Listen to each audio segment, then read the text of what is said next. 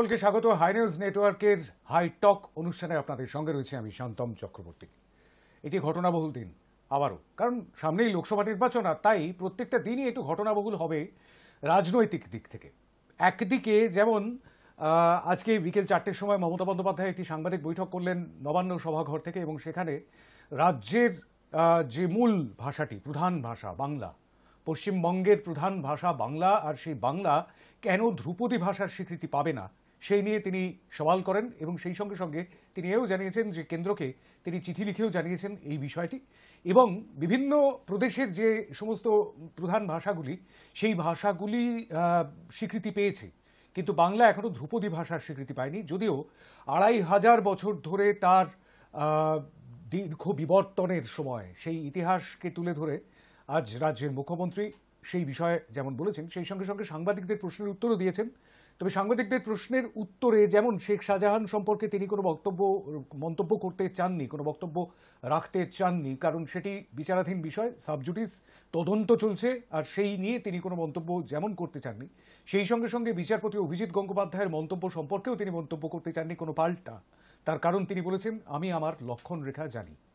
কিন্তু অন্যদিকে এটাও পরিষ্কার হয়ে যাচ্ছে যে গতকাল যে বৈঠকটি তার বাড়িতে অর্থাৎ কালীঘাটের সদর দপ্তরে ছিল, সেখানে যে দলীয় বৈঠক, পশ্চিম মেদিনীপুর রাজ্যের নেতৃত্বের সঙ্গে বৈঠক, সেই বৈঠকে উপস্থিত ছিলেন অভিষেক বন্দ্যোপাধ্যায় সহ অন্যান্য বিশিষ্ট নেতৃবর্গ, তৃণমূল কংগ্রেসের যারা সর্বোচ্চ নেতৃত্ব তারা উপস্থিত ছিলেন সেখানে, এবং সেই বৈঠক থেকে দলীয় রূপরেখাটি অর্থাৎ নির্বাচনে, লোকসভা নির্বাচনে কি রূপরেখা হবে সেই বিষয়ে ছক কষে জানিয়ে দিয়েছেন, একদম আঁক কষে জানিয়ে দিয়েছেন নেত্রী, এরকমটাই দলীয় সূত্রে খবর।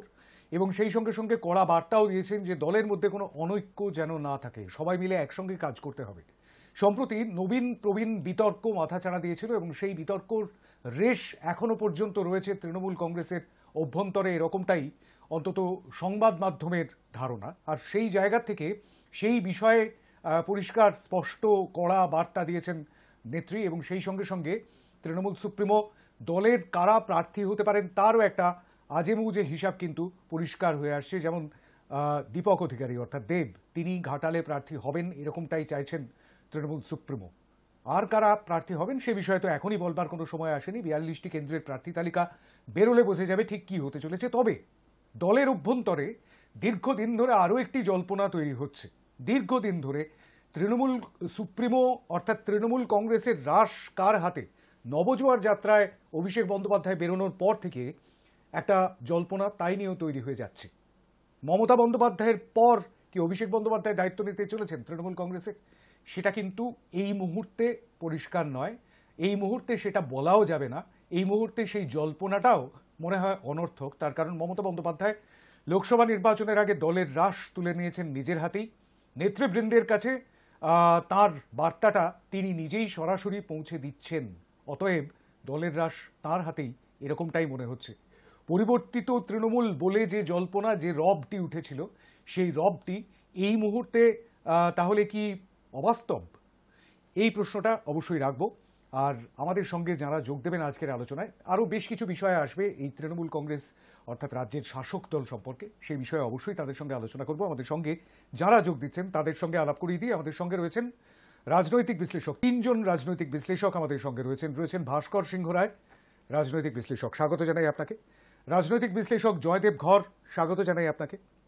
আমাদের সঙ্গে রয়েছেন আরও এক রাজনৈতিক বিশ্লেষক তথা মানবাধিকার কর্মী অসীম গিরি, স্বাগত জানাই আপনাকে। আমাদের সঙ্গে রয়েছেন ভারতের জাতীয় কংগ্রেসের মুখপাত্র সুস্মিতা বিশ্বাস, স্বাগত জানাই আপনাকে। এবং আমাদের সঙ্গে রয়েছেন ভারতীয় জনতা পার্টির মুখপাত্র অমলেন্দু দত্ত, স্বাগত জানাই আপনাকে।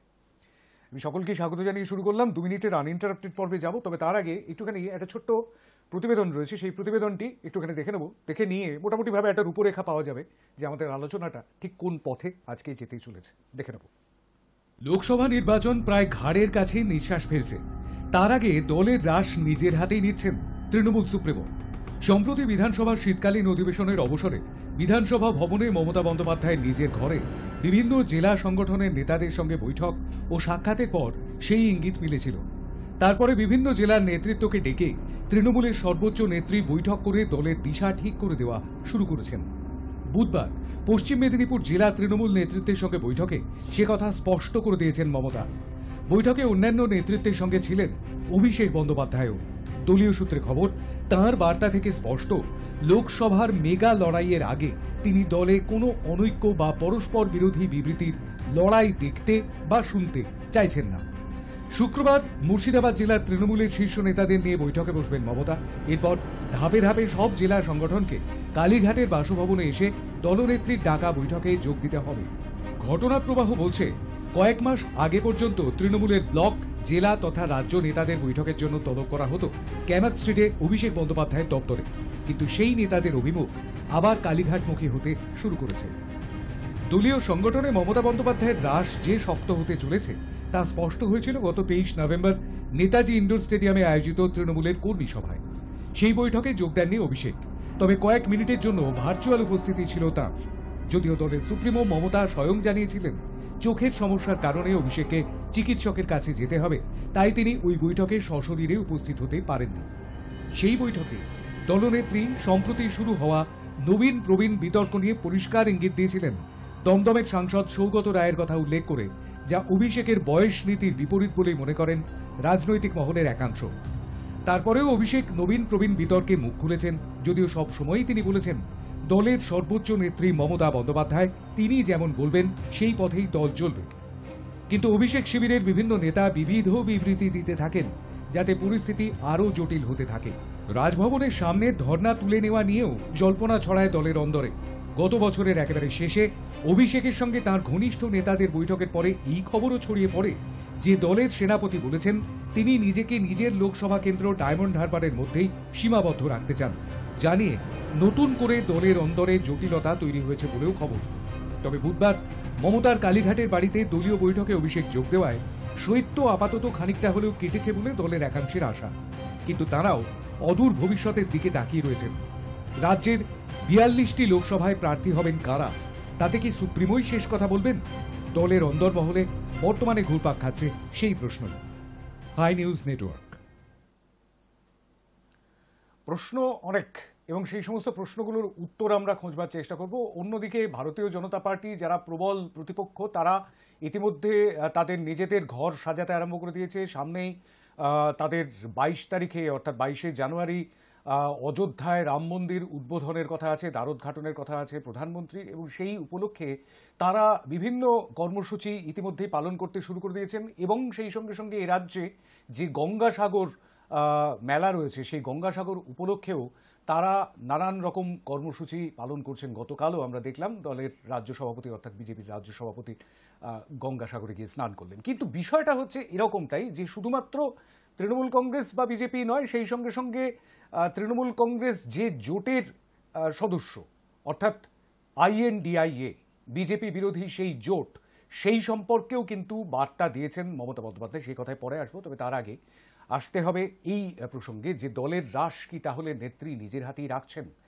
2021-এর বিধানসভা নির্বাচনের আগে আমরা দলনেত্রীকে বলতে শুনেছিলাম যে 294টি কেন্দ্রে আমি প্রার্থী, আমাকেই মুখ হিসেবে ভাবুন। সেরকমটাই কি এবারও এই 42টি কেন্দ্রে তিনি সবাইকে সেই বার্তাই দিতে চাইবেন? ঠিক কি মনে হচ্ছে? আমি শুরু করব ভাস্কর সিংহ রায়কে দিয়ে। ভাস্কর, 2 মিনিট আনইন্টারাপ্টেড আপনার। 2024-এ আমরা ভারতবর্ষে সহ পৃথিবীর বিভিন্ন দেশে নির্বাচন হচ্ছে দেখতে পাচ্ছি। আমরা ভারতের নির্বাচনটা গুরুত্বপূর্ণ। 2024-এ লোকসভা নির্বাচনে সারা ভারতবর্ষের মানুষ রায় দেবেন কেন্দ্রের সরকার কে তৈরি করবে ইত্যাদি বিষয়ে। এখন সরকারি যে ব্যাপারগুলো থাকে, সরকার কি কি কাজ করেছে, সরকারের কি ভূমিকা, সেটা রাজ্য সরকার বা কেন্দ্রীয় সরকার, সেটা ক্ষমতাসীন দল যারা থাকেন রাজ্যে এবং কেন্দ্রে, তারা তাদের বক্তব্য বিভিন্নভাবে তুলে ধরেন।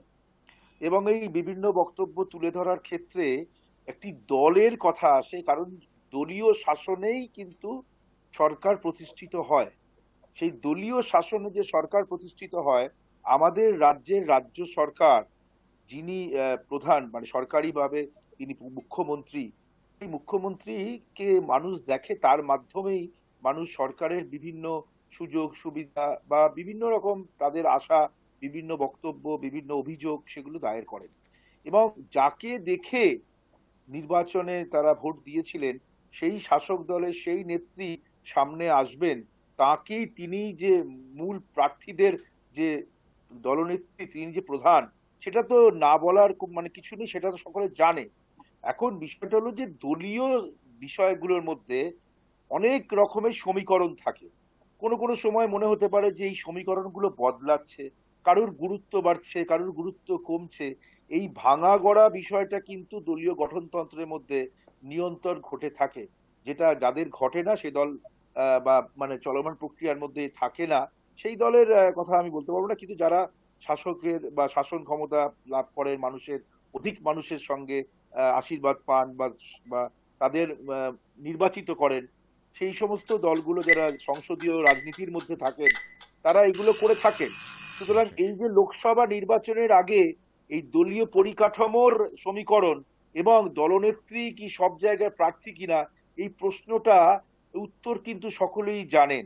সুতরাং এটাকে আলোচনা জাস্ট করা যেতে পারে, কিন্তু সমীকরণও বদলায়, আবার নেত্রীদের বিভিন্ন রকম যে পদ্ধতিতে দল পরিচালনা সেটাও বদলায়। কিন্তু এখনই মনে হয় এটাকে বলার সময় আসেনি যে বিরাট কোনো পরিবর্তন মানে দলীয় কাঠামোর ভাবে বা রণনীতি তৈরি করার ক্ষেত্রে তৃণমূল কংগ্রেসের কোনো পরিবর্তন হয়েছে, এটা বলার সময় এই মুহূর্তে আসেনি বলেই মনে হয়। অবশ্যই আমি পরবর্তীতে আসবো অবশ্যই, কিন্তু তার আগে আমি একটু সুস্মিতা বিশ্বাসের কাছে যাব। তার কারণ এই মুহূর্তে কংগ্রেস রাজ্যে তৃণমূল কংগ্রেসের সহায়তা করবে কিনা সেটা নিয়েই যখন সংশয় দেখা দিয়েছে, সেই জায়গা থেকে বারবার যেরকম বিবৃতি আমরা দেখতে পাচ্ছি আর কি জাতীয় কংগ্রেসের প্রদেশ কংগ্রেস শাখার তরফ থেকে, অর্থাৎ পশ্চিমবঙ্গের প্রদেশ কংগ্রেস থেকে। সুতরাং সেই জায়গা থেকে ঠিক কি মনে হচ্ছে যে রণনীতির কথা বলা হচ্ছে, মমতা বন্দ্যোপাধ্যায় যেরকম ভাবে সংগঠন সাজাচ্ছেন ঠিক সেই রকম সেই জায়গা থেকে 2 মিনিট আনইন্টারাপ্টেড সুস্মিতা বিশ্বাস। দেখুন, প্রথমত তো মমতা ব্যানার্জি নিজের দলীয় রণকৌশল কিভাবে সাজাবেন কিভাবে না সাজাবেন এটা টোটালি তাদের দলের বিষয়, সেটা আমাদের বলার বিষয় না। তবে আমরা যেটা দেখতে পাচ্ছি, গত পরশুদিনের আগের দিন অভিষেক বন্দ্যোপাধ্যায় দক্ষিণ চব্বিশ পরগনায় একটা মিটিং করলেন এবং সেই মিটিং এ তিনি নিজেই ডিক্লিয়ার করলেন যে দক্ষিণ চব্বিশ পরগনার মানুষদের তিনি বার্ধক্য ভাতা দেবেন। এবং কারণ রাজ্য সেই বার্ধক্য ভাতা দিতে সক্ষম হয়নি, সেখানে তিনি রাজ্যের ব্যর্থতা তুলে ধরার চেষ্টা করলেন, নাকি দক্ষিণ চব্বিশ পরগনা ভারতবর্ষের বাইরের ম্যাপে কোথাও আছে, পশ্চিমবঙ্গের বাইরের ম্যাপে কোথাও আছে বলে আমি জানি না। তো যাই হোক, এবং সবচেয়ে বড় কথা হচ্ছে এই যে সামহাও তিনি কিছু মানুষকে বার্ধক্য ভাতা দেবেন, অতি উত্তম প্রস্তাব, বার্ধক্য ভাতা দেবেন, কিন্তু এই বার্ধক্য ভাতাটা দেবেন এর সোর্স কি? কারণ আমরা জানি একজন মানে ইয়ের এমপির বছরে 5 কোটি টাকা পায় এমপি ল্যাডে। সেই এমপি ল্যাডে 5 কোটি টাকা দিয়ে তিনি যেটা ঘোষণা করেছেন সেই পরিমাণ টাকা তার সেখান থেকে আসে না। তাহলে সুতরাং সেই টাকার তাহলে উৎস কি? সেটা কয়লা চুরি বালি চুরির টাকা না তো, সেইটা একটু তাকে একটু স্পষ্ট করতে হবে। এবং পরের দিনই দেখলাম আমরা মুখ্যমন্ত্রী জয়নগরে সভা করলেন, যেহেতু জয়নগরের মোয়া জিআই পেয়েছে, সুন্দরবনের মধু জিআই পেয়েছে, এবং মুখ্যমন্ত্রী সেখানে সভা করলেন এবং পাল্টা সভা করে তিনি বললেন দক্ষিণ চব্বিশ পরগনাকে তিনি কি কি অনুদান দিয়েছেন, কি কি প্রকল্প সেখানে কার্যকরী হয়েছে, কত লোক সেই প্রকল্পের সুবিধা পেয়েছে। তার মানে এখানে একটা জিনিস আমাদের কাছে স্পষ্ট হয়ে যাচ্ছে যে একটা মানে ছেদ পড়েছে তৃণমূল কংগ্রেসের মধ্যে, একটা ছেদ পড়েছে যে আজকে এক পক্ষ নাবছে সরকারের ব্যর্থতা প্রকাশ করার জন্য, আর এক পক্ষ নাবছে তাকে মানে তাকে বিরোধিতা করে সেটাকে প্রমাণ করার জন্য যে তারা সঠিক। এবং সেই জায়গায় দাঁড়িয়ে আমাদের কাছে এটা কিন্তু স্পষ্ট। এবং এই যে নবীন প্রবীণের দ্বন্দ্ব, এই নবীন প্রবীণের দ্বন্দ্ব তৃণমূল কংগ্রেসে বহুদিন ধরেই চলে আসছিল, এখন সেটা প্রকাশ্যে চলে এসছে। এখন সেই প্রকাশ্যে নবীন জিতবে না প্রবীণ জিতবে সেটা টোটালি তাদের দলের বিষয়, এবং তারা তাদের দলের রণকৌশল কি ঠিক করবে সেটাও তাদের দলের বিষয়, সেখানে আমাদের কোনো বক্তব্য থাকতে পারে না। তবে আশা করব এই দ্বন্দ্বটা যেটা উনি হাতে নিয়ে চেষ্টা করেছেন যে যাতে এটা প্রকাশ্যে না আসে, এটা প্রকাশ্যে না আসাই ভালো। আইএনডিএ জোটের তাতে কতটা লাভ হবে সেদিকেও অবশ্যই তাকাবো, আমরা পরবর্তীতে আসবো। কিন্তু তার আগে অমলেন্দু দত্তর কাছে চলে যাব 2 মিনিটের জন্য। অমলেন্দু, ঠিক কিভাবে দেখছেন আপনাদের প্রধান বিরোধী শক্তি এই রাজ্যে এবং অবশ্যই আইএনডিআই এই জোটের শরিক তো বটেই। Amalendu, 2 minute uninterrupted. হ্যাঁ, নমস্কার শান্তম দা এবং হাই নিউজের সমস্ত দর্শক যারা আমাদের সাথে যুক্ত হয়েছেন সবাইকে শুভ সন্ধ্যা। IND.I.A. জোটের মানে বলছেন যে কংগ্রেস আর তৃণমূলের প্রতিনিধি এখানে আছেন, তো আমরা উনারা দেখুন এটা উনাদের ব্যাপার, অন্তর্কলহ বা যাই, আমরা সবাইকে আমাদের ভারতীয় জনতা পার্টি বিজেপি বাদে আমাদের বিরোধী সমস্ত দলকে একভাবেই ভাবি যে আমাদের তাদেরকে ভোটে পরাস্ত করতে হবে, 50%-এর বেশি ভোট পেতে হবে এবারে লোকসভায়। তো আমরা এই ব্যাপারটা নিয়ে বেশি চিন্তিত নয়, তারা কি হলো না হলো, আসলে মেন কথা এই যে আজকে উনারা কি করছেন, ঘটনা আর কিছুই নয়, ঘটনা একটাই। আজকে যে সন্দেশখালিতে ঘটনা ঘটিয়েছেন উনারা, মাননীয় মুখ্যমন্ত্রী, উনার পুলিশ, যে ঘটনা নিজের থেকে ঘটিয়ে আজকে সন্দেশখালিতে শেখ শাহজাহান উনাদের যে এমএলএ, তৃণমূলের এমএলএ বলছে যে এইখানে লুকিয়ে আছে, আমার বিধানসভা ক্ষেত্রের মধ্যেই লুকিয়ে আছে, ও বাইরে কোথাও চলে যায়নি, অথচ তাদের পুলিশ ধরতে ব্যর্থ হচ্ছে। এই যে সাধারণ মানুষ ছি করছে তৃণমূল সরকারকে, তৃণমূলের পুলিশকে, পুলিশ তো আর পশ্চিমবঙ্গের পুলিশ নেই, ডব্লিউবি বা ওয়েস্ট বেঙ্গল পুলিশটাকে খুলে নিতে বলবো। মাননীয় মুখ্যমন্ত্রী একটা অর্ডার, যেমন বাংলা সঙ্গীতের অর্ডার দিয়েছেন বা বাংলা ভাষার জন্য আপনি অনেক কিছু ভাবছেন, সেরকম আমি আপনার এই মিডিয়ার মাধ্যমে মাননীয় মুখ্যমন্ত্রী পশ্চিমবঙ্গের উনাকে রিকোয়েস্ট করব, অনুরোধ করব, ওয়েস্ট বেঙ্গল পুলিশের ডব্লিউবি পুলিশ এটাকে খুলে নিয়ে আপনি তৃণমূল টিএমসিপি করে দেন, তৃণমূল কংগ্রেস পুলিশ করে দেন, তাহলে আরো ভালো হবে সার্ভিস, পুলিশের সার্ভিসটা আরো ভালো হবে। তো এই যে ব্যর্থ পুলিশ, ব্যর্থ প্রশাসন, এগুলোকে ঢাকার জন্য পিসি ভাইপো এগুলো হচ্ছে লোক দেখানো নাটক করছে, যাতে সাধারণ মানুষ ওইটাকে ভুলে গিয়ে এই নাটকে ব্যস্ত হয়ে থাকে। উনি তো সবসময় মেলা খেলা নাটক এগুলো নিয়ে ভালোবাসেন, শীত পড়েছে, তিনি শীতের নাটকটা উনি নিজেই চালু করছেন। শীতের দিনে আপনারা জানেন গ্রামে গঞ্জে নাটক হয়, এই শীতের দিনে নাটক করার জন্য এই কাজটা নাটক করছেন, শীতের নাটক এটা। এই শীতে গ্রামে মাচা করে যে নাটক হয়, আর দুদিন পরে দেখবেন এই মাননীয় মুখ্যমন্ত্রী রিটায়ার্ড হয়ে যাওয়ার পরে মাচা করে নাটক করবেন, তার প্রিপারেশন করছেন। এটা নাটক ছাড়ার কিছুই নয়, এগুলো সব নাটক, তৃণমূলের নাটক। আমি প্রাথমিক বক্তব্য নিলাম খালি একটাই কথা, শেখ শাহজাহান কোথায়। অসীম গিরির আনইন্টারাপ্টেড বক্তব্য নেব। অনেক পরিবর্তনের সাক্ষী অসীমদা, সেই কারণেই আপনার কাছ থেকে জানতে চাইছি যে ঠিক কি মনে হচ্ছে এই মুহূর্তে তৃণমূল কংগ্রেসের, এটা কি পরিবর্তিত পরিস্থিতি? 2 মিনিট আনইন্টারাপ্টেড। প্রথমে সবাইকে ইংরাজি নববর্ষের 2024-এর আমি শুভেচ্ছা জানাই, এবং হাই নিউজকে তো বটেই, হাই নিউজের সমস্ত স্টাফকে, শান্তমকে, সবাইকে। প্রথমত বিষয়টা হচ্ছে যে হ্যাঁ, আমি ঠিকই অনেক ঘটনার সাক্ষী, শুধু মমতা বন্দ্যোপাধ্যায় নয়, আমি কংগ্রেসেরও সাক্ষী। আমি দেখেছি যে ছাত্র পরিষদের প্রতিষ্ঠা দিবস 28শে আগস্ট 1976 সাল, সেই সময় বাইরে সুব্রত মুখার্জি ছাত্র পরিষদ করছে, ভেতরে কুমুদ ভট্টাচার্য, এবং সুব্রত মুখার্জি মায়ারায় উপস্থিত মহাজাতি সদনে আমরা নাটক করবো বলে ওপরে বসে আছি, মানে ওদের সেশন শেষ হলে আমাদের নাটক হবে মহাজাতি সদনে, আমাদের যে নাটকের গ্রুপ ছিল। তো দেখলাম এসে সুব্রত মুখার্জির ছেলেরা কুমুদ ভট্টাচার্য মুখ ফাটিয়ে দিল প্রকাশ্যে, একদম মায়ারায় কোথায় পালাবে ঠিক নেই। এটা হচ্ছে একটা কালচার, মানে এটা একটা কালচার চিরকালই চলে আসছে আমাদের দেশে, কংগ্রেসের আমল থেকেই চলে আসছে। এখন কংগ্রেস পশ্চিমবঙ্গে ক্ষমতায় নেই ঠিকই, এবং অনেক পরিবর্তন এসছে কংগ্রেসের মধ্যে, এটা ঘটনা, তারা স্বীকার করে তাদের ভুলগুলো, এটা একটা খুব ভালো দিক কিন্তু কংগ্রেসের, এটা আমার ভালোই লাগে। মানে ইয়াং ছেলেরা আসছে, রাহুল গান্ধীর মতো ছেলেরা, তাকে মানুক না মানুক তবু তো তারা কথা বলছে আর কি, এবং তরুণেরা বিশেষ করে, এটা ভালো দিক। এবার তৃণমূল কংগ্রেসের একটা সময় তৃণমূল কংগ্রেসের খুব কাছাকাছি আমি যেতে পেরেছিলাম, যেহেতু সিঙ্গুর এবং নন্দীগ্রাম আন্দোলনকে আমি প্রত্যক্ষ করেছি, এবং মমতা বন্দ্যোপাধ্যায়ের সাথে আমার ব্যক্তিগত পরিচয় ছিল বলবো, আছে বলবো না, কারণ বিধানসভা নির্বাচন প্রথম যখন হলো, একটা মিনিমাম তিনি সৌজন্য প্রকাশ করেন একটি কার্ড দিয়ে, যে অসীম তোমার গলায় তো এত বড় একটা পলিপ হয়েছে আমার জন্য গান গেয়ে গিয়ে, অন্তত প্রথম বিধানসভাটা তুমি দেখতে এসো। এমন অনেক লোক ঢুকেছিলেন সেখানে, তারা সিপিএম করতেন, পরে এখন দিদির চেয়ার মুছে দেন, তারাও গিয়েছিলেন সেখানে, কিন্তু আমি যাইনি। সেই নিয়ে আজকালে বিশাল লেখা বেরিয়েছিল আমার আর তরুণ সান্যালকে নিয়ে। যাই হোক, তখন আজকাল পত্রিকা চলতো, এখন তো আজকাল পত্রিকা অন্যরকম হয়ে গেছিল।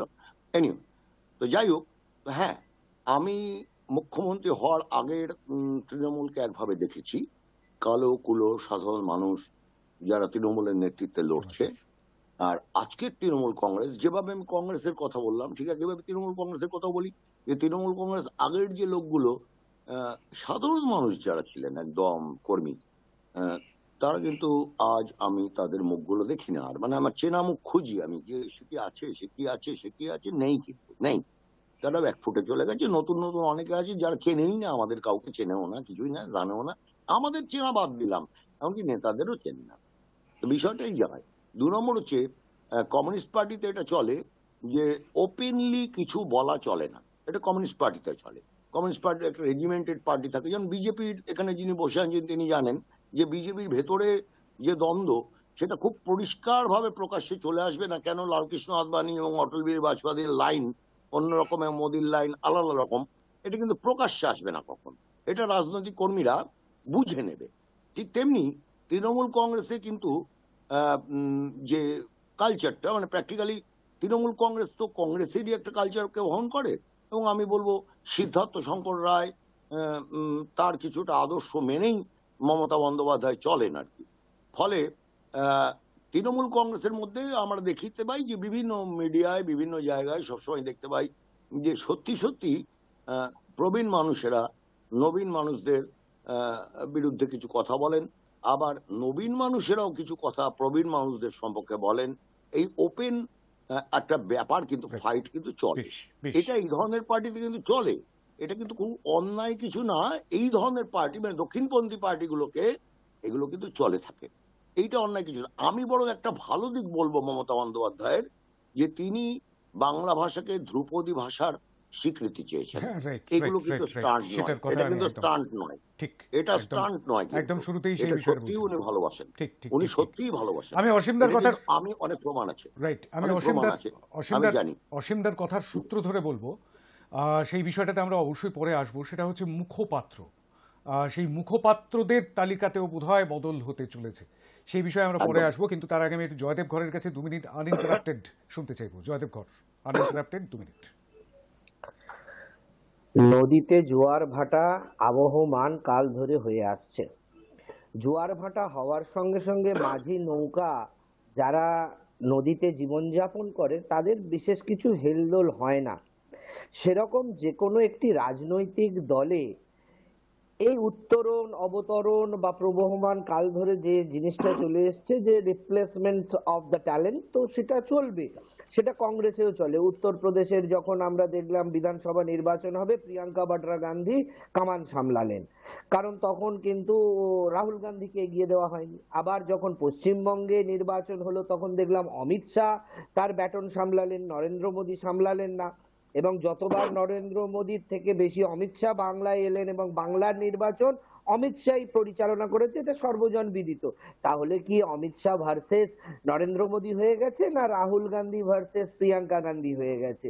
প্রিয়াঙ্কা গান্ধী ভার্সেস রাহুল গান্ধী হয়নি উত্তরপ্রদেশের ভোটের পরে, যদিও উত্তরপ্রদেশ প্রিয়াঙ্কা গান্ধী করেছে।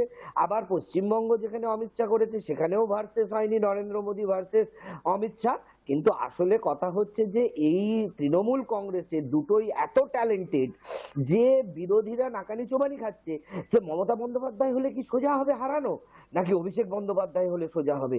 অভিষেক বন্দ্যোপাধ্যায় হয়েছিল, সবাই ভেবেছিল রেড়ে করে হারিয়ে দেবে, এই রে 213টা আসন পেয়ে গেল, হারাতে পারিনি। এবারে কি তাহলে মমতা বন্দ্যোপাধ্যায় আসছে আর প্রবীণরা আসছে, তাহলে কি আমরা 42-এর মধ্যে 35টা আসন নিয়ে নিতে পারবো? এই জন্য বিরোধীরা এটা নিয়ে মানে নিজেদের অঙ্ক তৃণমূল কংগ্রেসের কিছু, কারণ তৃণমূল কংগ্রেস সঙ্গে জড়িয়ে আছে।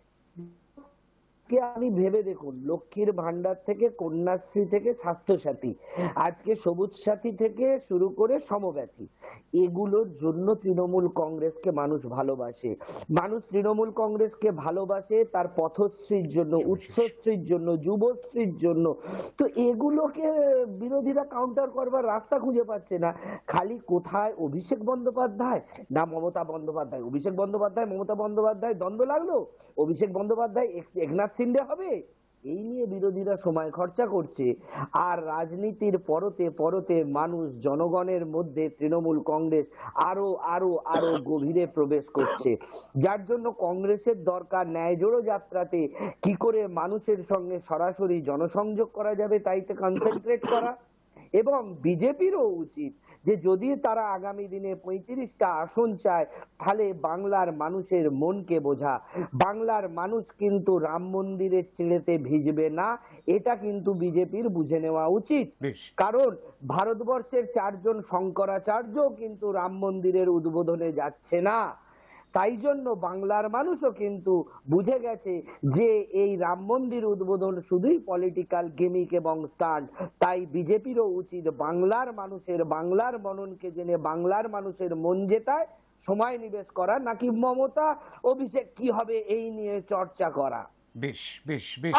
না, আমরা তো চর্চা করবোই। আমি সুস্মিতা দিয়ে আসবো ক্রস ডিসকাশন পর্বে। ক্রস ডিসকাশন পর্বে আমি আসবো, অবশ্যই আসবো। আর ইন্টারাপ্টেড পর্বটা এখানেই শেষ করতে হবে, কিন্তু তার আগে একটা কথা বলতেই হবে, সেটা হচ্ছে দুটি বিষয়। সেটা হচ্ছে গতকালের যে বৈঠকটি হয়েছে, অর্থাৎ পশ্চিম মেদিনীপুরের প্রতিনিধিদের নিয়ে বা তাদের যে জেলা নেতৃত্ব তাদের নিয়ে যে বৈঠকটি হয়েছে, সেই বৈঠকটিতে দুটি বিষয় উঠে এসেছে। একটা হচ্ছে মুখপাত্র বদল, অর্থাৎ 24 জন যে মুখপাত্র, এর আগে যে লিস্টটি বেরিয়েছিল, যে তালিকাটি ছিল আমাদের কাছে, তাতে মুখপাত্রে 24 জনের নাম ছিল, কিন্তু সেই 24 জন ঠিকঠাক মতন পারফর্ম করতে পারছেন না। দলের কথা, তাদের মধ্যে কেউ কেউ ঠিক মতন পৌঁছতে পারছেন না মানুষের কাছে, এরকমটাই অভিযোগ এসে পৌঁছেছে সুপ্রিমোর কাছে। আর তাই সেই বদল করার দায়িত্ব, নতুন করে প্রার্থী বাছাইয়ের দায়িত্ব দেওয়া হয়েছে একজন নবীন এবং একজন প্রবীণকে, একজন সুব্রত বক্সী, অন্যজন অভিষেক বন্দ্যোপাধ্যায়। সুতরাং সেখানেও কিন্তু একটা ব্যালেন্স রাখার চেষ্টা করেছেন মমতা বন্দ্যোপাধ্যায়। একদিকে যেমন, ঠিক তেমনি অন্যদিকে আরও একটা বিষয় উঠে আসছে, সেটা হচ্ছে যে আরও একবার গতকালের বৈঠকে দলীয় সূত্রে এরকমটাই খবর যে উঠে এসছে যে INDIA জোট থাকবে দেশে, রাজ্যে থাকবে তৃণমূল কংগ্রেস, অর্থাৎ লড়াই করবে তৃণমূল কংগ্রেস। দেশে লড়াই করবে INDIA, রাজ্যে লড়াই করবে তৃণমূল কংগ্রেস।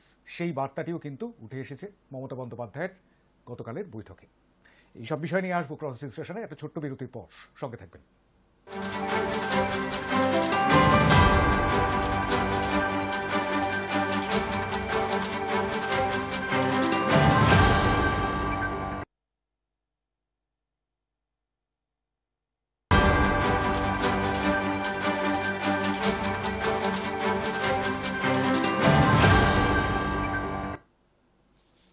ফিরে এলাম বিরতির পর। আর বিরতির পর ফিরে এসে অবশ্যই আমাদের ক্রস ডিসকাশন পর্বে ঢুকবো। আনইন্টারাপ্টেড পর্ব শেষ হয়ে গেছে, আর ক্রস ডিসকাশন পর্বে বেশ কিছু গুরুত্বপূর্ণ বিষয় উঠে আসছে। একদিকে একটা অংশ, দলের একটা অংশ এরকমটাই, মানে এরকম কানাঘুষো শোনা যাচ্ছে যে দিদি বনাম এবি, অভিষেক বন্দ্যোপাধ্যায়কে এই নামেই সাধারণত দলের একাংশ ডেকে থাকেন আর কি, দলের একাংশের নেতারা। কিন্তু দিদি বনাম এবি এরকম বিষয়টা একেবারেই ভুয়ো, এরকম কোনো বিষয় নেই। আর সেই সঙ্গে সঙ্গে কেউ কেউ বলছেন যে না, এইটা একটা বিষয় রয়েছে। বিশেষ করে বিরোধী পক্ষে যারা রয়েছেন, অর্থাৎ বিরোধী দলগুলো যারা রয়েছেন এই রাজ্যে, তারা তো অবশ্যই বলছেন। সেখান থেকে মুখপাত্রে বদলের বিষয়টি কিন্তু অত্যন্ত গুরুত্বপূর্ণ হয়ে উঠে আসছে। বক্সী এবং এবি, অর্থাৎ সুব্রত বক্সী এবং অভিষেক বন্দ্যোপাধ্যায়, তারা এবার মুখপাত্র বাছাই করবেন, কারণ তাদের মধ্যে 2/3 কথাই বলতে পারছেন না। অমলেন্দু দত্তকে আমি একটা জিনিস একটুখানি শুধরে দেবো, সেটা হচ্ছে যে আমাদের এখানে কিন্তু তৃণমূল কংগ্রেসের কোনো মুখপাত্র নেই আমাদের আজকের এই প্যানেলে। কংগ্রেসের মুখপাত্র রয়েছেন, বিজেপির মুখপাত্র রয়েছেন, কিন্তু তৃণমূল কংগ্রেসের কোনো মুখপাত্র নেই। অবশ্যই না, আছে বলে দাবি করলেও আমি সাংবিধানিকভাবে সেটা বলতে পারবো না আর কি। যাই হোক, বিষয়টা হচ্ছে এরকমটাই যে তাহলে কি দলীয় মুখপাত্র বা যারা বিবৃতি দিচ্ছেন বা যারা টেলিভিশনের ক্যামেরার সামনে বিবৃতি দিয়ে আসছেন এতদিন ধরে, বিশেষ করে 1 জানুয়ারির প্রতিষ্ঠা দিবসের পর থেকে, তাদের কথাই বেশি বিতর্কটা ছড়ালো এবং সেই বিতর্কটা দলের পক্ষে ক্ষতিকর বলে বুঝতে পেরেই মমতা বন্দ্যোপাধ্যায়ের এই বার্তা। ঠিক কি মনে করছেন? আমি ভাস্কর সিংহ রায়ের কাছে যাব সংক্ষেপে। ভাস্কর, দেখুন, আগে কেউ কিছু কথা বললে সেই কথাটা পরের দিন সংবাদপত্রে আমরা দেখতে পেতাম, এবং সংবাদপত্রে একটু আওয়াজ আসছে, বাকিরা যদি একটু মিউট করেন, আমরা সংবাদপত্রে পড়তাম, এবং সংবাদপত্রে পড়াটাতে আসলে কি বলেছে, তারপরে সংবাদপত্রে কি লেখা হলো, এটার মধ্যে একটা ফারাক থাকতো। এখন আমরা মিডিয়াতে দেখি যে কে কি বলছেন, আমরা প্রত্যেকে শুনতে পাই, এবং একটা কথার মানে অনেক রকম তৈরি হয়ে যায়, এরকম ভাবে ভুল বোঝাবুঝির সৃষ্টি হয়। আপনার একটা কথার ভঙ্গিতে, এক কথাই একটাই বাক্য বিভিন্ন ভঙ্গিতে বলা যায়, যারা নাটক করেছে তারা জানেন, এটা আমি আর বিস্তারিত যাচ্ছি না। সেখানে সাধারণ মানুষের কাছে ভুল বার্তা যদি না পৌঁছয়, সেই জন্য দলের পক্ষে যারা বলেন দেখুন, মুখপাত্র দলের বক্তব্য, দলের স্ট্যান্ডটা কি সেই বিষয়ে বক্তব্য রাখবে, তার নিজস্ব কোনো বক্তব্য নেই। দলের মুখ। মুখপাত্রের বক্তব্য বলে কিছু না, দলের বক্তব্য যিনি সর্বসাধারণকে বলেন, সাংবাদিকদের বলেন, তিনি কিন্তু মুখপাত্র দলের, তার মুখটা ব্যবহার করা হয় ওই বক্তব্যটা বলার জন্য। সেখানে দেখা গেছে কিছু কিছু ক্ষেত্রে ভুল বোঝাবুঝি হয়েছে। এই ভুল বোঝাবুঝির জায়গা থেকে এবং সংবাদপত্রের একটা ভূমিকা থাকে, তারা সেই ভুলটাকে অনেকগুলোর ডাইমেনশন তৈরি করে দেন, যে এটার মানে এটা, তার মানে কি সেইটা, তার মানে কি ওই কথাটার মানে যিনি বলছেন তিনি যদি বলছেন তিনি কি একটি বিশেষ গোষ্ঠীর কথা বলছেন, সেই গোষ্ঠীভুক্ত কোনো নেতৃত্বের কথা বলছেন, এগুলো করে নবীন প্রবীণ আরো অনেক রকমের কথা হয়েছে। সেই জন্য মমতা বন্দ্যোপাধ্যায়, দলের বর্ষিয়ান রয়েছেন যিনি সুব্রত বক্সী মহাশয় এবং অভিষেক বন্দ্যোপাধ্যায়কে বলেছেন যে মুখপাত্র যারা আছেন, এবং আপনারা দেখবেন আমাদের যে আপনার আজ তৃণমূলের যে ওয়েবসাইটে, সেখানে মুখপাত্রের সংখ্যা প্রায় 40। তো তাদের মধ্যে খুব কম সংখ্যক মানুষই বলেন, হয়তো অনেকে নিষ্ক্রিয় থাকেন বা থাকতে পারেন না বা কিছু।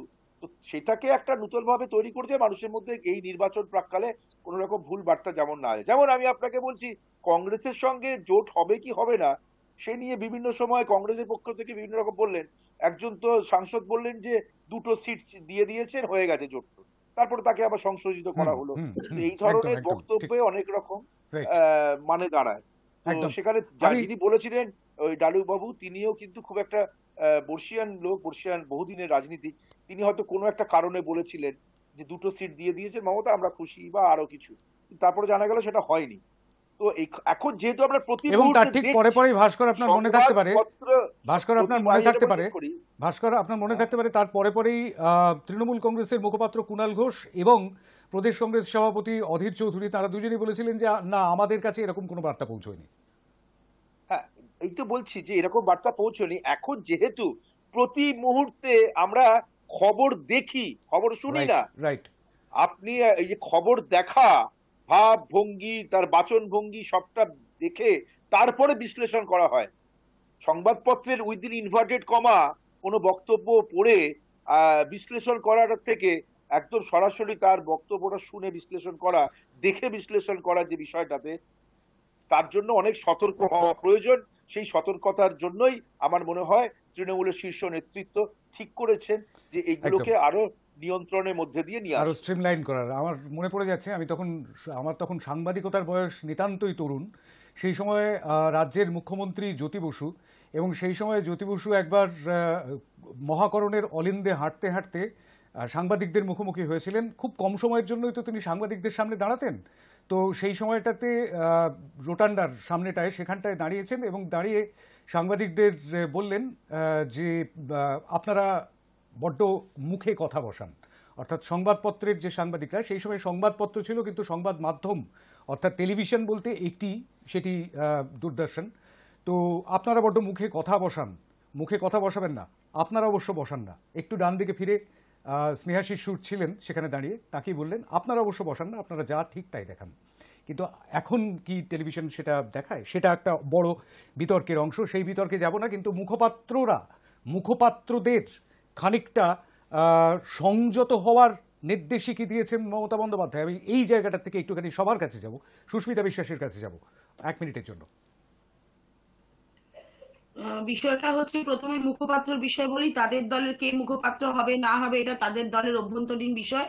কিন্তু কুণাল ঘোষ যদি মুখপাত্র থাকে, দায়িত্ব নিয়ে দলটাকে তুলে দেবে, এটা বোঝা যাচ্ছে। যাই হোক, আর একটা কথা আমি বলতে চাই জয়দেব বাবুকে। জয়দেব বাবু যেই কথাটা বললেন রাম মন্দিরের কথাটা, আমি সেটাকে টেনেই তখন একটা লাইন অ্যাড করতে চেয়েছিলাম। আজকে শঙ্করাচার্য যখন বলছে শাস্ত্র মতে এই রাম মন্দির উদ্বোধনটা সঠিক নয়, কারণ মন্দিরটা সম্পূর্ণ শেষ হয়নি, মন্দিরটা অর্ধেকেরও বেশি কাজ বাকি, শুধু নির্বাচনের আগে গিমিক করার জন্য আজকে যখন তারা এই রাম মন্দির উদ্বোধন করছে, এই রাম মন্দিরের বিরুদ্ধে শঙ্করাচার্য বলেছে বলে যে এটা রাজনৈতিক গিমিক, তার জন্য আজকে দিলীপ ঘোষ শঙ্করাচার্যকেও কংগ্রেসের তকমা দিয়ে দিয়েছে। মানে এই দলটা কোন জায়গায় পৌঁছিয়েছে, আজকে শঙ্করাচার্যের গায়েও কংগ্রেসের ট্যাগ বসিয়ে দিয়েছে। তা সুতরাং বিরোধীদের কোনো কথা বলা যাবে না, বিরোধীদের কোনো স্পেস নেই। আর সারা ভারতবর্ষে ইন্ডিয়া জোট তো অবশ্যই আছে, কারণ সর্বভারতীয় প্রেক্ষাপটে আমরা বৃহত্তর স্বার্থের জন্য লড়াই করছি। সেই কথায় বৃহত্তর আসবো, স্বার্থের জন্য সেই কথায় ক্ষুদ্রতর আসবো, স্বার্থ আমরা সেই ত্যাগ কথায় আসবো, করবোই। আসবো সেটা আসবো। প্রদেশে হলো কি হলো না সেটা বেশ, ফ্যাক্টর না। বেশ, আমাদের সাথে যদি সিট অ্যাডজাস্টমেন্ট ঠিক মতো না হয়, বেশ। তাহলে আমরা যে যার মতো লড়বো, কিন্তু একদমই সর্বভারতীয় তাই। প্রেক্ষাপটে কংগ্রেসের তরফ থেকে ইতিমধ্যে বিভিন্ন রাজ্যে সিট শেয়ারিং নিয়ে বৈঠক শুরু হয়ে গিয়েছে এবং সেই সব বিষয়ে আলাপ আলোচনা হচ্ছে। এবং আমি আসবো হাইকমান্ড ওই অলরেডি ওই বিষয়ে আলোচনা আসবো, করছে, ওই বিষয়ে আসবো, হাইকমান্ডের উপরে সেটা ভরসা ওই রেখে বিষয়ে থাকতে হবে। আসবো। সব বিষয়গুলো একসাথে জট পাকিয়ে গেলে বলতে অসুবিধা হবে। অমলেন্দু দত্তর কাছে যাবো। মুখপাত্রদের দায়িত্ব তো অত্যন্ত গুরুত্বপূর্ণ, সুতরাং একজন মুখপাত্র সকালবেলায় হাঁটতে বেরিয়ে যদি কিছু বলেন, কিংবা বিকেল বেলায় চা চক্রে বসে আরেকজন মুখপাত্র যদি অন্য রকম কিছু বলেন, পাল্টা কিছু বলেন, সেক্ষেত্রে দলের বেশ খানিকটা সমস্যা তৈরি হয়ে যায়। তো তাই নয় কি? 1 মিনিট আনইন্টারাপ্টেড, অমলেন্দু। হ্যাঁ, অবশ্যই শান্তম দা, আপনার কথা। দলের মুখপাত্র বলতে দলের সাধারণ মানুষ বা যারা দেখছেন তারা প্রত্যেকেই মনে করে নেন যে এটা দলের কথা, দলই বলছে যেটা আমার পূর্বে ভাস্কর দাও বললেন। যে কোনো দল, সেটা যে কোনো দলই হোক, একদম। আমরা দলের প্রতিনিধি হয়ে আপনাদের সামনে মিডিয়াতে, ইলেকট্রনিক্স মিডিয়াতে কথা বলি। তা আমাদের কথা, সবকিছু কথাই প্রত্যেকের কথা দলের গাইডলাইন মেনে বলা উচিত, এবং নিজের মুখের কথা দলের হয়ে বলে দেওয়া উচিত নয়। এটা আমিও আমার নিজেকে ওইভাবে তৈরি করার চেষ্টা করি। তো যাই হোক, যেটা সুস্মিতা দি কংগ্রেসের প্রতিনিধি বলছেন, তারা ঘুরে ফিরে ওই প্রভু শ্রীরামকে কটাক্ষ করতে লেগে পড়েন। এই মুখপাত্রের কথাতেও তিনি প্রভু শ্রীরামচন্দ্রকে নিয়ে এলেন। আপনার হয়তো জানা নেই যে রাম মন্দির প্রতিষ্ঠা হচ্ছে না, ওখানে যে কাজটা হচ্ছে 22 তারিখ, সেটা হচ্ছে প্রভু শ্রীরামচন্দ্রের বাল্য রূপের যে মূর্তি হয়েছে, ওই মূর্তির প্রাণ প্রতিষ্ঠা হবে 22 তারিখ। আপনারা সঠিক তথ্য জানেন না, কেন প্রভু শ্রীরামচন্দ্রকে নিয়ে আপনারা পড়াশোনা করেন না, প্রভু শ্রীরামচন্দ্রকে নিয়ে আপনারা কটাক্ষ করেন। প্রভু কে কি বললো আমাদের যায় আসে না, আপনারা ফ্যাক্ট জানেন না। আগে ফ্যাক্ট জানুন, যেই বলুন তিনি ফ্যাক্ট জানেন না, ঘটনা জানতে হবে। কিন্তু মুখপাত্র, ধর্ম নিয়ে কিন্তু করবো তো, মুখপাত্র, ভারতীয় জনতা পার্টির কাজ সেটা। একদম। ভারতীয় জনতা পার্টির কাজ হিন্দি সুস্মিতা, অমলেন্দু, এক মিনিট। কেন কংগ্রেস, হ্যাঁ, অবশ্যই তৃণমূল, ভারতীয় এরা জনতা হচ্ছে পার্টি, বিশেষ সম্প্রদায়ের জন্য, ভারতীয় জনতা পার্টি একটা বিশাল বড় দল, একটা বিশাল বড় দল, বৃহত্তম দল। আপনি তো তুললেন কথাটা, আমি তো বলিনি। আমরা পশ্চিমবঙ্গের মাননীয় মুখ্যমন্ত্রী যে গরু দুধ দেয় তার লাভ খাওয়ার অভ্যস্ত নই। অন্যদিকে যাচ্ছি না, প্লিজ অন্যদিকে নিয়ে যাবেন না বিতর্ককে। 1 মিনিট, অমলেন্দু, সুস্মিতা, 1 মিনিট, সুস্মিতা, বেশ। আমি ঠিক সেই জায়গাটা থেকে অমলেন্দুকে প্রশ্ন করেছিলাম যে মুখপাত্রের দায়িত্ব তো অনেক গুরুত্বপূর্ণ। আমি জয়দেব ঘরের কাছে যাবো। অমলেন্দু, অবশ্যই আসছি। আমি জয়দেব ঘরের কাছে যাবো। জয়দেব, 1 মিনিট আপনার। দেখুন, কংগ্রেসেও হয়, বিজেপিতেও হয়। আসলে তৃণমূল কংগ্রেস পশ্চিমবঙ্গের শাসক দল, তাই 19 থেকে 20 হলেই পুরো মিডিয়া সেটা নিয়ে হইচই করে। যে কোনো দলের মুখপাত্রই কিন্তু বদল হয়েছে। আপনি যদি দেখেন কংগ্রেসের মুখপাত্র প্রতিনিয়ত বদল হয়, এবং এটাই সিস্টেম। কোনো একটা জল আবদ্ধ থাকতে পারে না। জলের পরিধি যখন মহাসাগরে মেশে, তখন সেখানে পরিবর্তনশীলতাই গতিময়তার এবং উন্নয়নের মাপকাঠি হয়ে ওঠে। এবং বিজেপিতেও আজকে কোথায় সম্বিত পাত্রা? যেভাবে আগের নির্বাচনে আমরা সম্বিত পাত্রাকে দেখতাম, এখন তো দেখতে পাচ্ছি না। নতুন মুখ উঠে এসছে। আগে যেরকম ভাবে তৃণমূল কংগ্রেসের যে সমস্ত বরিষ্ঠ মুখপাত্ররা ছিল, তাদের জায়গায় এখন নতুন প্রজন্ম এসেছে, তৃণমূল কংগ্রেসেও এসছে। এটাকে নিয়ে কুণাল ঘোষ, অমুক তমুক, এত হাইপোথিসিস বা এত অ্যাজাম্পশন করার কিচ্ছু নেই। নতুন প্রতিভা, নতুনরা আসবে, নতুনরা জায়গা করে নেবে, প্রবীণরা সেই জায়গায় তাদের অভিজ্ঞতা দিয়ে সমৃদ্ধ করবে, দলকে হৃষ্টপুষ্ট করবে। এটাই তো কালচার। কেউ একজন পদ আঁকড়ে বসে থাকবে, এটা হতে পারে? সিপিআইএম এ আগে কারা বলতো, এখন কারা বলছে? চয়নদার সঙ্গে শতরূপদা বলছে, বিস্তর ফারাক। তাহলে সেই সিপিআইএম এও যেখানে চয়নদা শতরূপ বলতে পারে, এখানে যখন আপনাদের কংগ্রেসেতে আজকে পবন খেরার সঙ্গে আজকের ওনাদের যারা তরুণতম মুখপাত্র তারা বলতে পারে, বিজেপিতে যদি বলতে পারে, এই যে আজকে অমলেন্দু, গত বিধানসভাতেও তো উনি মুখপাত্র ছিলেন না, আজকে উনি মুখপাত্র হয়েছেন। যারা মুখপাত্র ছিলেন তারা হয়তো এখন নেই, তো তাহলে কি হলো? তাতে কি হয়েছে? অমলেন্দুদা কি অন্যদের অপমান কিন্তু করেছে? মাথায় রাখতে হবে, এইসব মাথায় রাখতে হবে জয়দেব, চালাকিবাজি কথা। মাথায় রাখতে হবে জয়দেব, যে মুখপাত্রদের গুরুত্ব অপরিসীম। তারা যখন টেলিভিশনের ক্যামেরার সামনে বলছেন, যেটা একদম শুরুতে ভাস্কর বলেছিলেন, যে তারা যখন টেলিভিশনের ক্যামেরার সামনে বলছেন সেটার দলের কথা। আমি যখন কথা বলছি তখন সেটা আমার কথা নয়, আমি শান্তম চক্রবর্তী নই, আমি তখন শুধুমাত্র হাই নিউজের একজন সদস্য, হাই নিউজের মুখ হিসেবে আমি এই মুহূর্তে বলছি। আমি যে বক্তব্য রাখবো সেটা হাই নিউজের বক্তব্য হিসেবে। মুখপাত্রের এটাই হচ্ছে সবচেয়ে গুরুত্বপূর্ণ দিক। আমি অসীমদার কাছে যাব, বিতর্কগুলো সৃষ্টি হয় এই মুখপাত্রদের। আমি কোনো মানে আনপার্লামেন্টারি শব্দ ব্যবহার করব না, অসংসদীয় শব্দ ব্যবহার করব না, কিছু বক্তব্য, বিচ্ছিন্ন বক্তব্য থেকে এই বিতর্কগুলো সৃষ্টি হয়। সুতরাং তাদের কি আরো একটুখানি বেশি সতর্ক থাকা উচিত ছিল বা ছিল না? প্রথমত অসীমদা, এক মিনিট ঠিকই ঠিকই, মানে ব্যাপারটা হচ্ছে মুখেরা পাত্রে ধরলে তবে মুখপাত্র হয় আর কি, বিষয়টা এরকম। তো মুখেরা তো পাত্রে ধরে না আজকাল আর। মানে মুশকিল হচ্ছে যে যখন সাংবাদিকরা চেপে ধরে বা কিছু একটা হয় বা পাল্টা কোনো পার্টি কোনো একটা কথা বলে, তখন মুখপাত্রদের মুখ থেকে অনেক সময় তাদের নিজেদের বক্তব্য বেরিয়ে আসে, যেটা তৃণমূল কংগ্রেসের ক্ষেত্রে আমি বেশ কিছুদিন ধরে লক্ষ্য করছি। আমি কারোর নাম তুলছি না, কারণ আজকে তিনি মুখপাত্র ঠিকই, কিন্তু অতীতে তিনি বিজেপির মুখপাত্র ছিলেন। সুতরাং প্রশ্ন আমি এভাবে তুলছি না, কিন্তু বলে দিলাম কথা। এখন প্রশ্ন হচ্ছে কে কবে কার মুখপাত্র হয়ে উঠবে, সেটা হচ্ছে বড় কথা। কিন্তু দলের কথাই বলা উচিত মুখপাত্রের, অন্যের কোনো কথা, নিজের কোনো কথা বলা উচিত না।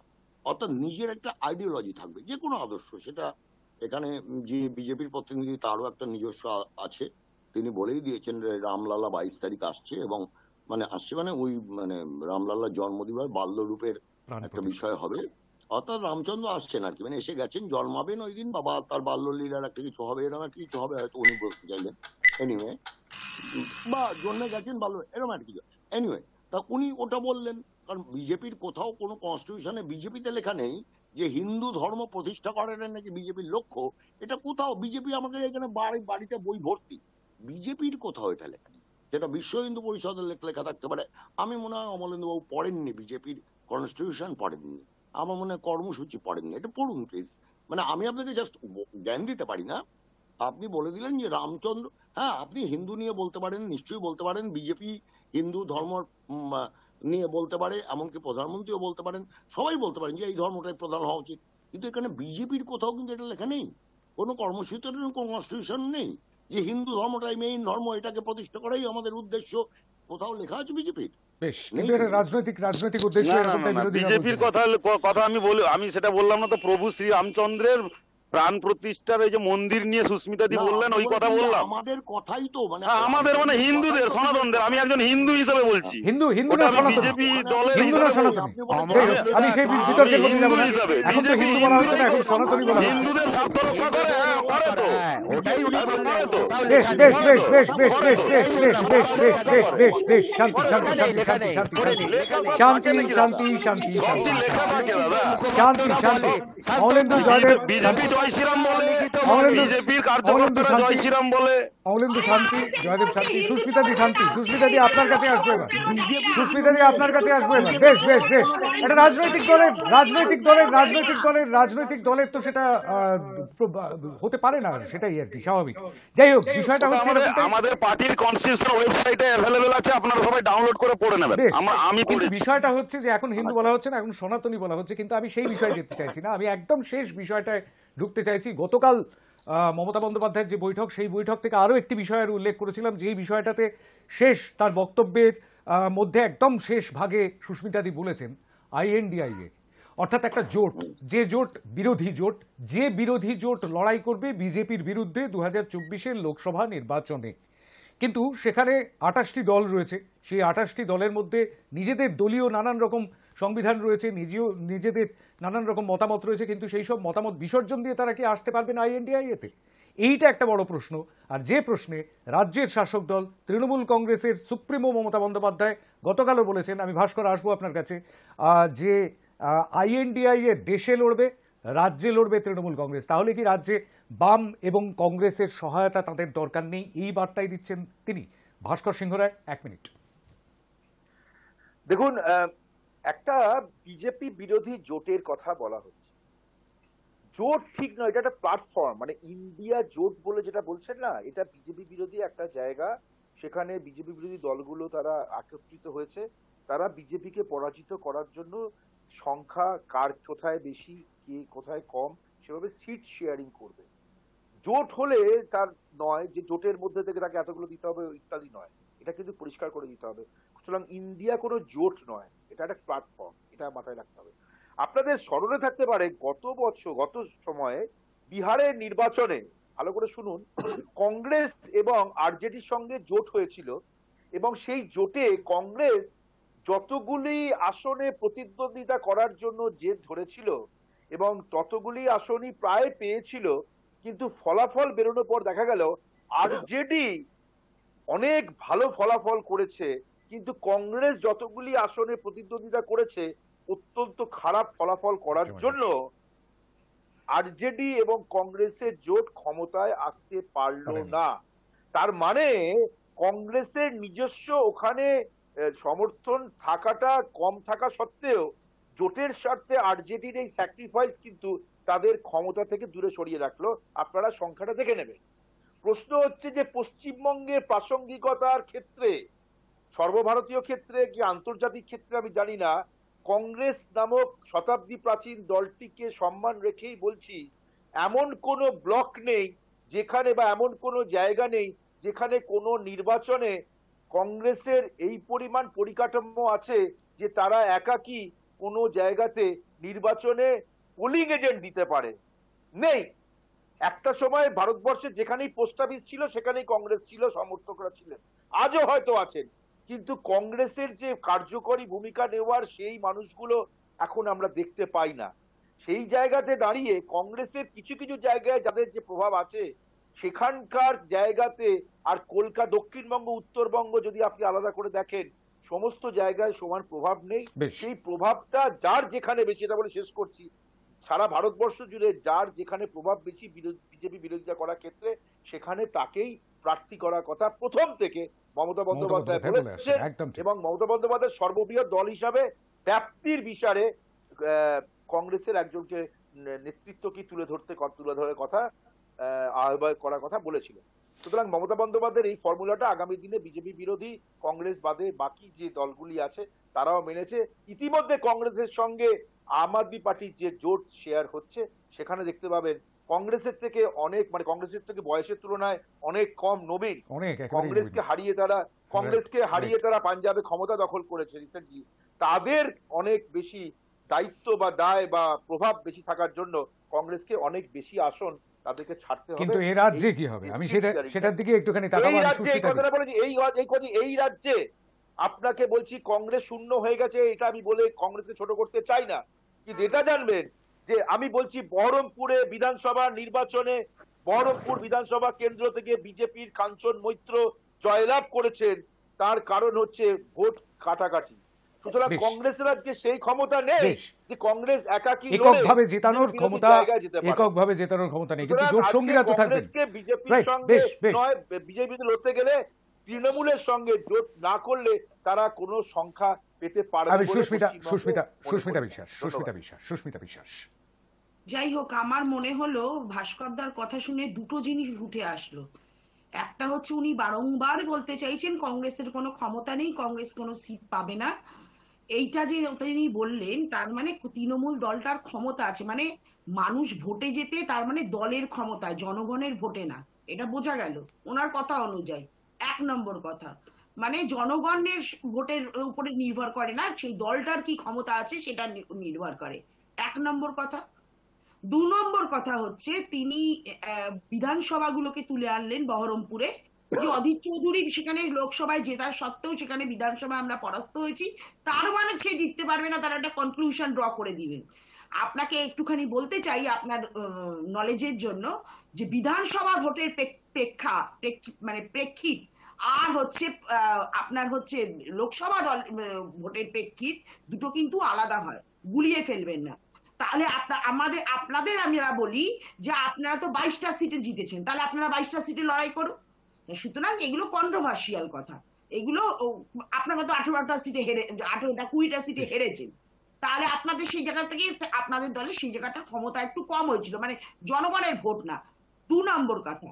3 নম্বর কথা, ভাস্কর দা, আপনি যে বললেন না সমস্ত বুথে আমাদের ক্ষমতা নেই, আপনাকে একটু মনে করিয়ে দিতে চাই যে আজকে 48 বছর ধরে বাংলায় কংগ্রেস ক্ষমতা নেই, এখনো প্রত্যেকটা গলিতে প্রত্যেকটা পাড়ায় কংগ্রেসকে পাবেন, এবং কংগ্রেসের প্রত্যেকটা অনুষ্ঠান অনুষ্ঠিত হয়, কংগ্রেসের সমস্ত রাজনৈতিক কর্মকাণ্ড হয়। আপনাদের দল 2 বছর না থাকলে 1 পিস লোক খুঁজে পাবেন না, পাড়া থেকে বার করতে পারবেন না। এত বড় কথা আপনাকে এখানে চ্যালেঞ্জ করে বলছি। তৃণমূল কংগ্রেস কেন, আচ্ছা কোনো দল তার দলের 48 বছর ক্ষমতায় না থাকার পরও আমাদের মতো লোক যারা আমরা কংগ্রেসটাকে ভালোবাসি, আমরা করে কমে খাওয়ার জন্য দলটা করি না, আমরা দলটাকে ভালোবাসি বলে দলটা বেশ, করি। কিন্তু ভালোবাসায় কি ভোট জেতানো যাবে, সেটা একটা বড় প্রশ্ন। সর্বভারতীয় প্রেক্ষাপটে জোট থাক, জোটের মতো পশ্চিমবঙ্গে আমাদের জননেতা অধীর রঞ্জন চৌধুরী মহাশয় বলে দিয়েছে আমাদের যেখানে যেখানে শক্তি আছে আমরা সেখানে সেখানে লড়াই করব, সেইভাবেই লড়াই হোক। আমরা তার মানে লড়াইটা এরকমটাও হতে পারে যে আইএনডিআই এর জোট সঙ্গীর বিরুদ্ধেই হয়তো লড়াইটা হয়ে গেল, সেক্ষেত্রে হ্যাঁ সেরকমটাই তো হয়ে যাচ্ছে, মানেটা তো সেরকমই দাঁড়াচ্ছে। যেখানে যেখানে আমাদের ক্ষমতা বেশি, সেখানে আমরাই লড়বো না। যদি সিট শেয়ারিংটা না হয় সুস্মিতা দি, তাহলে আপনি বলুন যে অঙ্কটা কিরকম দাঁড়াবে। যেখানে যেখানে আপনাদের শক্তি বেশি, মানে বহরমপুরে তৃণমূল কংগ্রেসও প্রার্থী দেবে, বহরমপুরে কংগ্রেসও প্রার্থী দেবে, তাহলে একটু জোট সঙ্গীর বিরুদ্ধে, মানে জোট বা প্ল্যাটফর্ম সঙ্গী যাই বলুন না কেন। আমাদের হাইকমান্ডের সাথে মুখ্যমন্ত্রী মমতা ব্যানার্জি এবং অভিষেক ব্যানার্জি এদের কথাবার্তা কি হচ্ছে না হচ্ছে আমরা তো জানি না, আমরা ফাউল টক করব না।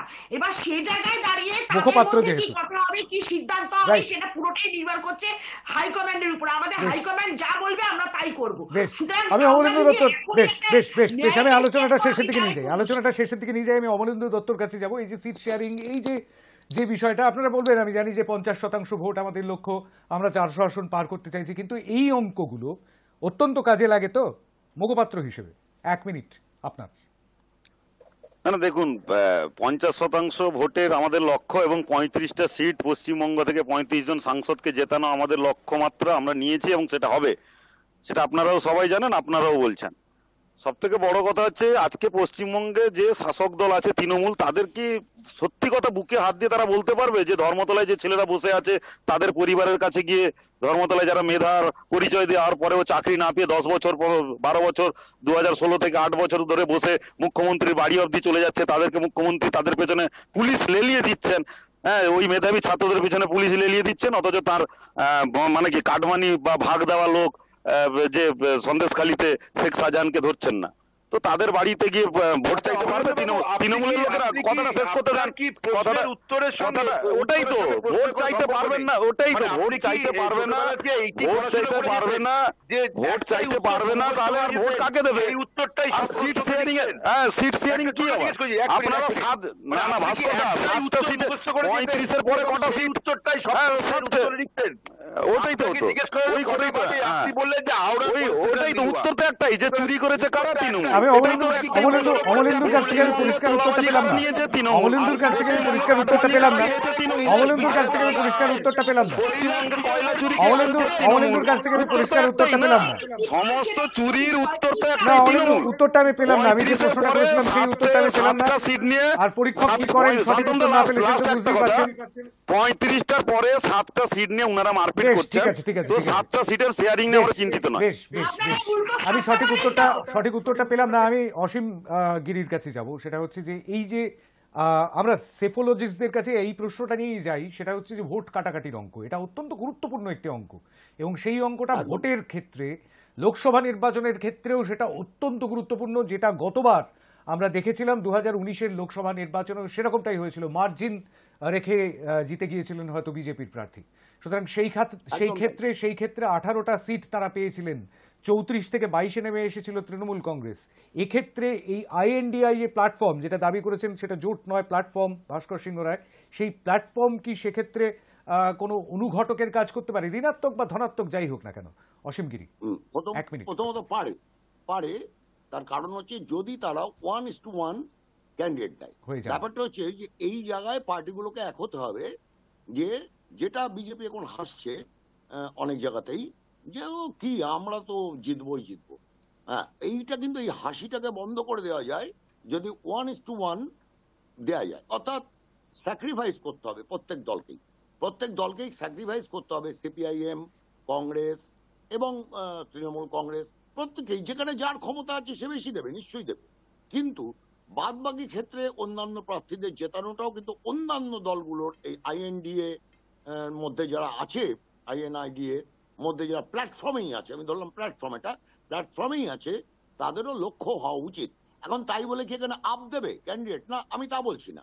আমি যেখানে মূলত প্রধান তিনটি দল দেখা যাচ্ছে, কংগ্রেস, সিপিএম, তৃণমূল।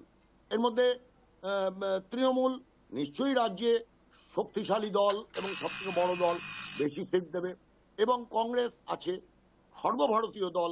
এবং অবশ্যই সিপিআইএম এই রাজ্যে এককালে ক্ষমতায় ছিলেন, বামফ্রন্ট আমি বলবো, সিপিআইএম বলবো না।